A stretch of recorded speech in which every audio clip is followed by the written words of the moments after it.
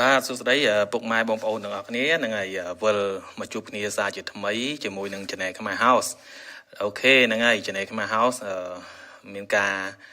ផ្អាកការផុសមួយរយៈធំនេះដោយសារខ្ញុំបាទមានការជាប់រវល់ទៅតាមការដ្ឋាននីមួយៗដោយឆ្នេះអត់បានទៅធ្វើណាអត់បានធ្វើវីដេអូចែកជូនពុកម៉ែបងប្អូនសម្រាប់មេរៀនថ្មីដែលបងប្អូនបានខមមិននៅក្នុងវីដេអូ Channel Khmer House សូមឲ្យ Khmer House រៀបចំវីដេអូនិងធ្វើពីរបៀបការងារអីផ្សេងណាដែលឡែកថ្ងៃនេះខ្ញុំលើកយកពីរបៀបតដៃធ្នឹមណាតដៃធ្នឹមឲ្យត្រូវតាមបច្ចេកទេសនោះតើយើងត្រូវតរបៀបម៉េចណាយើងត្រូវតរបៀបម៉េចតនៅចំណុចណាទីតាំងណាដែកក្រោមតនៅទីតាំងណាដែកលើតនៅទីតាំងណាណាហ្នឹងហើយដើម្បីកុំឲ្យពុកម៉ែបងប្អូនមានការភ័ន្តច្រឡំនៃការតដែកធ្នឹមនេះតទៅកុំឲ្យខុសបច្ចេកទេសណាហ្នឹងហើយអូខេឥឡូវយើងកលេចទៅមើលនៅលើកុំព្យូទ័រវិញដែលខ្ញុំបានរៀបចំជារូបណាជារូបភាពតែបានរៀបចំរួចហើយដើម្បីយកមកបញ្ចូលនេះពាក់ព័ន្ធជាមួយនឹងការតដែកធ្នឹមណាឥឡូវនេះខ្ញុំសូមបង្ហាញពីទីតាំងតសណាវាជាធម្មតាយើងធ្វើធ្នឹមគឺយើងធ្វើនៅចំដែលមានទីតាំងតសហ្នឹងគឺយើងធ្វើនៅកន្លែងណាណាតដែកនៅកន្លែងណាដែលជាទីតាំងដែលត្រូវតដែកណាអូខេឥឡូវខ្ញុំបង្ហាញពីទីតាំងតសសិនអញ្ចឹងបងប្អូនមើលសសររបស់ខ្ញុំនេះដែលខ្ញុំគូនេះគឺចន្លោះរបស់វាហ្នឹងគឺ4ម៉ែត្រណានេះខ្ញុំឧទាហរណ៍ទេខ្ញុំនឹងបញ្ចូលនៅតិចទៀតខ្ញុំគូតសនេះចន្លោះរបស់វាគឺ4ម៉ែត្រណា4ម៉ែត្រទាំងអស់4ម៉ែត្រទាំងអស់អញ្ចឹងទៅហើយខ្ញុំនឹងគូសរសៃដែកនេះសរសៃដែកនេះជាប្រភេទសរសៃដែកនៅខាងក្រោមណាពីដើមនៅខាងក្រោមនេះហើយតំណរបស់វាគឺខ្ញុំតនៅលើទីតាំងចំកន្លែងសសរណាចំកន្លែងសសរហើយពីដើមខាងលើនេះពីដើមខាងលើគឺខ្ញុំតនៅលើចំពាក់កណ្ដាលតសមានន័យថាចន្លោះតសនីមួយហ្នឹង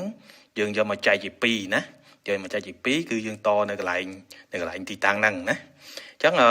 ពាក់ព័ន្ធជាមួយនឹងមូលហេតុណាមូលហេតុអីបានជាដៃខាងក្រោមតម្រូវឲ្យតនៅចំទីតាំងតសហើយដៃខាងលើតម្រូវឲ្យតនៅចំពាក់កណ្ដាលតសណាមានន័យចន្លោះគេហៅ L2 មានន័យចន្លោះយើងយកប្រឡោះតសហ្នឹងចែកវាជា2មកឃើញប្រហែលម៉ែត្រយើងតនៅកន្លែងទីតាំងហ្នឹងហើយដូចវីដេអូខ្ញុំនេះពីចន្លោះតសមួយទៅចន្លោះតសមួយ4ម៉ែត្រណា4ម៉ែត្របើយើងចែកវាជា2វាបាន2ម៉ែត្រនៅចំកណ្ដាលអញ្ចឹងតំណដែកដែលយើងតហ្នឹងគឺនៅកណ្ដាលហ្នឹងហ្មងណាគឺនៅកណ្ដាលចែកជា2តសហ្នឹងគឺយើងតដែកនៅកន្លែងហ្នឹងណាអាហ្នឹងតាមបច្ចេកទេសហើយពាក់ព័ន្ធជាមួយថាមូលហេតុអីត្រូវតកន្លែងហ្នឹងណាដៃខាងក្រោមមូលហេតុអីត្រូវតនៅចំក្បាលតសហើយដៃខាងលើមូលហេតុត្រូវតនៅ L2 ហ្នឹងនៅកន្លែងដែលយើងចែកជា2ហ្នឹងអញ្ចឹងបងប្អូនតែធ្លាប់រៀនគាត់ដឹងហើយពាក់ព័ន្ធជាមួយនឹងមួម៉ង់ណាអាហ្នឹងកន្លែងដែលមួម៉ង់តសៃដែកវាធ្វើការមានន័យថាបើសិនជាដែកខាងក្រោមបើយើងយកមកតនៅចំកណ្ដាលចេះនៅចំកណ្ដាលនៅកន្លែង L2 ហ្នឹងតដោយខាងលើហ្នឹងបើសិនជាយើងតនៅកន្លែងហ្នឹងគឺវាអត់បានទេ